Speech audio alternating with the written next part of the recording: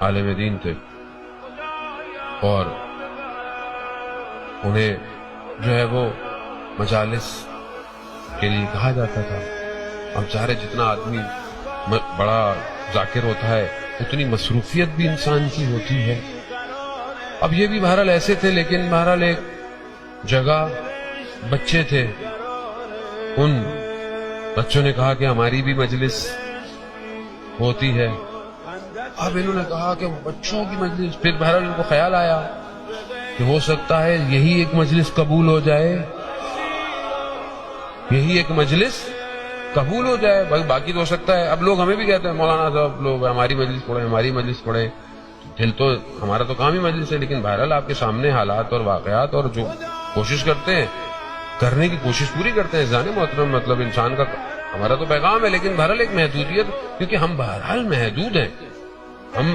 لیکن یہ تو ان کا شکر کرے کہ ان کا ذکر کرتے ہیں کہ جو لامحدود کے نمائندے ہیں، اور وہ ہمارے ذکر کو بڑھاتے جا رہے ہیں، بڑھاتے جا رہے ہیں، بڑھاتے جا رہے ہیں، بڑھاتے جا رہے ہیں.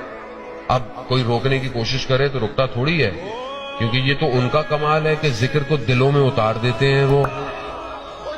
اب وہ یہی کہنے لگے کہ بچے تو چھوٹے اللہ مسئلہ، انہوں نے یہی سوچا کہ یہی قبول ہوگی. ہوا بچے تھے، انہوں نے اپنے حساب سے چائے وائے بنائی ہوگی. اب یہ انہوں نے کہا کہ بس مجلس ہے بھائی، میں جلدی جا رہا ہوں، بس جلدی چلے گئے. رات کو خواب میں کیا دیکھا؟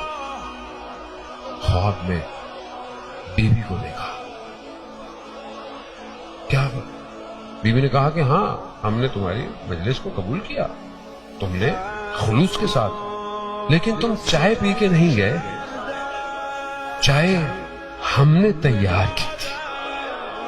اللہ اکبر. خوب نہ سمجھے چھوٹی مجلس ہے بڑی مجلس ہے، ہمیں کیا پتا کون سی مجلس قبول ہو رہی ہے. کچھ کوئی بھی انسان شاید ذرا سا کچھ جو اس کی حیثیت ہے وہ تو اسی حساب سے کرتا ہے. وہ یہ نہیں دیکھتے بڑا چھوٹا، وہ تو اندر دیکھتے ہیں کس عشق اور محبت سے کر رہا ہے. اس لیے ضرور کیا کیجئے اپنی حیثیت میں، اپنی بساط میں کوشش پوری کیا کرے. اگر گھر میں مجلس ہوتی ہے یا کہیں نیاز دیتے ہیں، کچھ حصہ ڈالیں، کچھ حصہ ڈالیں. عادت ضروری ہے اپنے وجود سے ڈالنے کی عادت. کیوں؟ تاکہ ہم ابھی سے دینا سیکھیں.